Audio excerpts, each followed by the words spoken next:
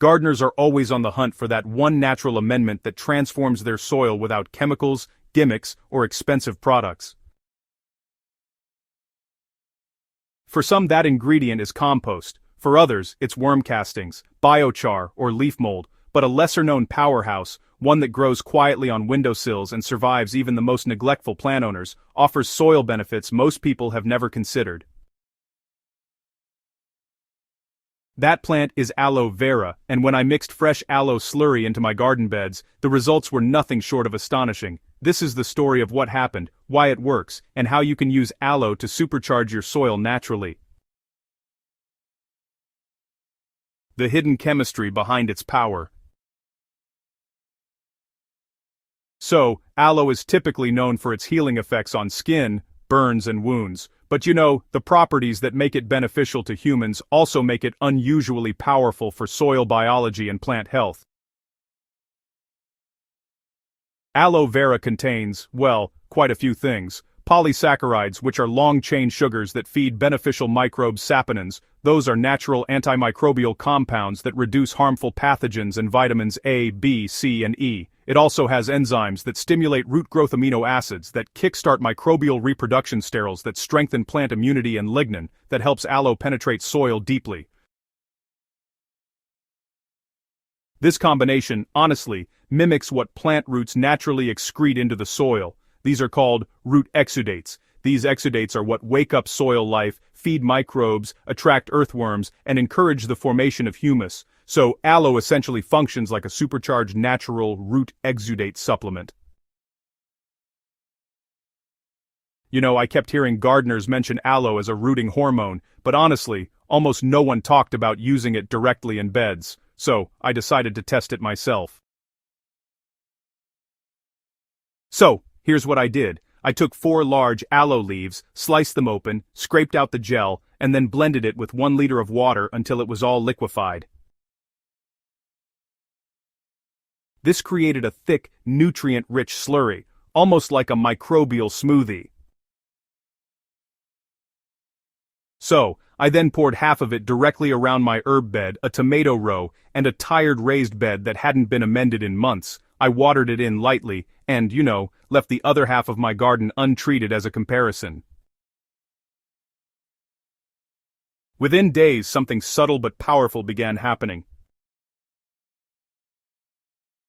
The soil stayed moist longer. Aloe is 99% water, but honestly, it holds moisture like a sponge. Where the slurry was applied, the soil surface didn't crust over or crack in the sun. It stayed dark, springy, and hydrated. The worm activity exploded. By day 5, I saw worm castings spreading across the treated area. Earthworms love polysaccharides and amino acids. Aloe delivered both.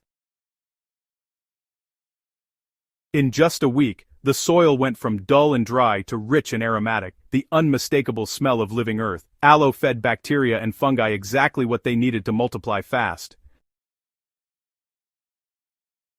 The plants growing in aloe-treated beds responded dramatically. Root systems thickened. When I gently lifted a few seedlings to check their root development, I noticed thicker, hairier roots. Aloe contains enzymes that help plants absorb nutrients more efficiently, so roots expand quickly.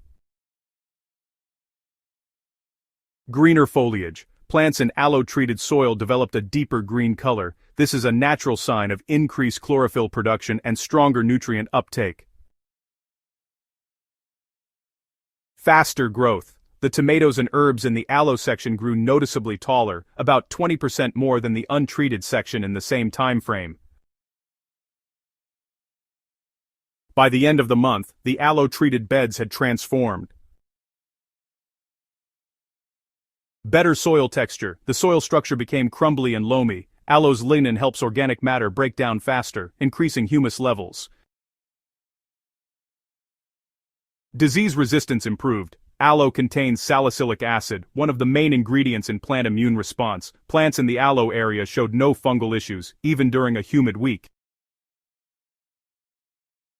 Water retention increased, and honestly, I could skip watering for a lot longer than usual. Aloe essentially turned the soil into a mini moisture-holding network, which was pretty amazing.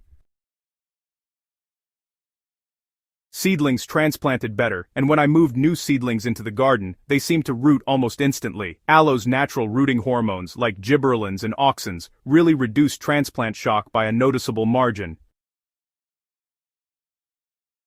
You know, many gardening products out there claim to wake up your soil, but they often just contain things like molasses, seaweed extract, humic acids, and vitamin boosters.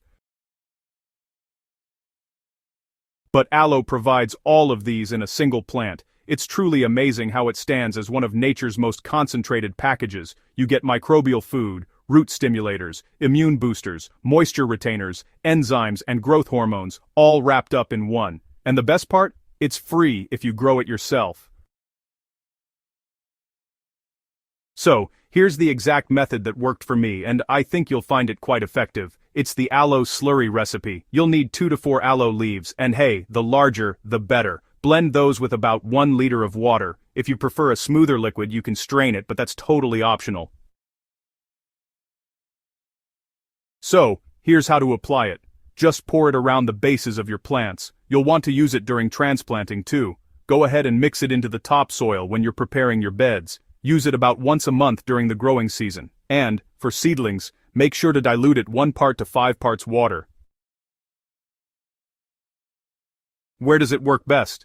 Well, it's great for dead soil, works wonders in compacted beds and raised beds. It's really helpful for seed starting setups, herb gardens, and vegetable rows too. You know, using aloe in the garden isn't exactly new. Indigenous growers, ancient herbalists, and early farmers all understood its power, but over time, this knowledge just kind of faded in modern gardening. Now that I've actually tried it myself, honestly, I'll never prepare a bed without an aloe slurry again. It's natural, it's powerful, and you know, it completely transformed my soil.